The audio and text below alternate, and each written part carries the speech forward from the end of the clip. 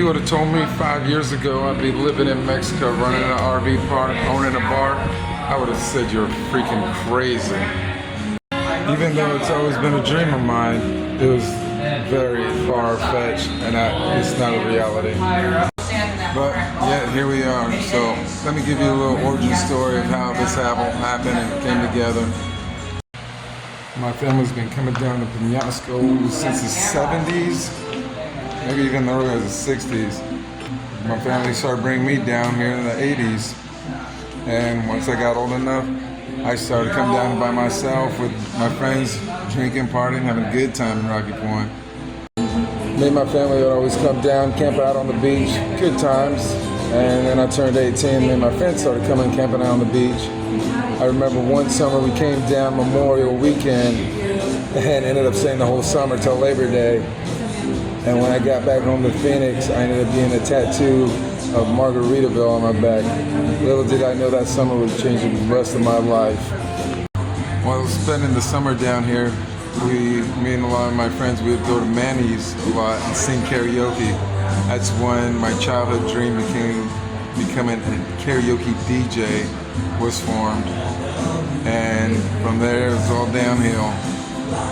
And in my late 20s, I started working for my family in the machine shop.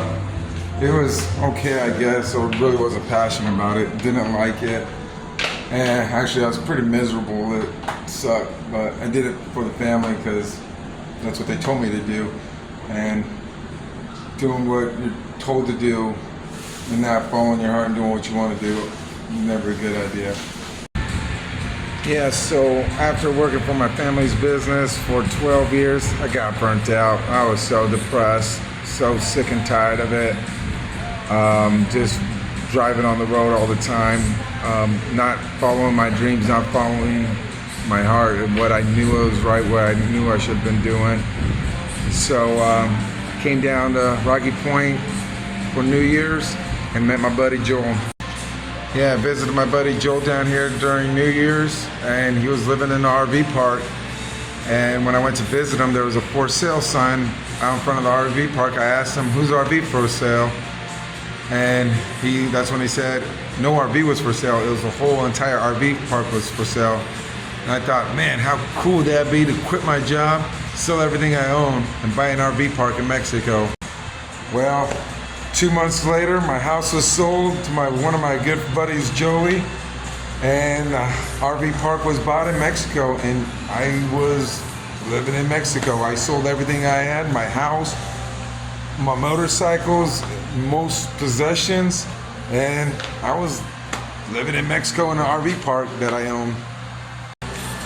Then shortly after the RV park, about 6 months later, I was hanging out at a local bar, the Old American Legion, when they moved out.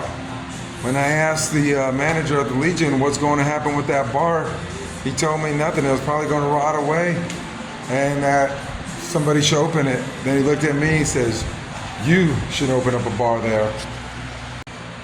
Now, I worked at a local bar in Phoenix growing up, but I never owned a bar, let alone owned a bar in another country. But I figured, hell, I didn't have nothing going on that day or that weekend, so why not buy a bar in Mexico? So I ended up buying the bar in Mexico, and it was a very awesome experience.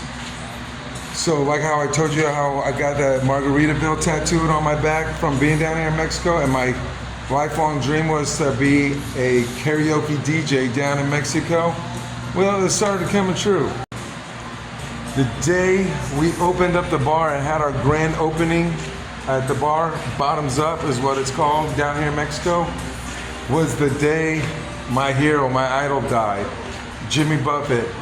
The day my childhood dreams came true of being a karaoke DJ / bar owner in Mexico was the day Jimmy Buffett died. Now, some might think that's like kind of a curse or an omen, but I just kind of figured, no, it's him passing on the reins. He did the whole margarita life, beach bum life, and now here I am filling in his shoes. Down here in Mexico, running an RV park, running a bar, living the beach bum life. Well, it's nothing exactly a beach bum. A lot of responsibilities, a lot of work. Speaking of work, I probably work harder down here in Mexico than I ever worked in my life in the States. A lot of responsibilities. Got a lot of people that with families that count on me to do my job and take care of business and keep this place up and running. When I first started out working here, I was drinking big time, rocking and rolling, partying every day, living just the good old Mexico life. And that didn't last too long. I decided I had to get my act together and clean up, and so I got sober. No drugs, no alcohol, and no sex. Well, only 2 of the 3 are on purpose. I'm just kidding, I do all right for myself. But I had to clean up my act and get my stuff together for my team down here in Mexico. And so that was all part of the journey. I've been sober 10, 11 months now. And it's been life-changing. This is the longest I've been sober since I was about 18 years old, I'd imagine. But it's pretty good. I'm digging it. I've been able to build an awesome community down here, made some awesome friends, lifelong friends from all different walks of life. That's the thing about this community. You have beach bums to CEOs, to retirees, to outlaws and in-laws and everybody in between. Quite a few different characters down here. That's why I thought it'd be kind of cool to start making these YouTube videos to introduce you to some of them. So, thanks for watching the video. Kind of a little origin story about my life and how I ended up where I'm at now, running an RV park and owning a bar down in Mexico. I got my little Jeep, got my little motorcycle, got my little boat, and it's been quite an adventure.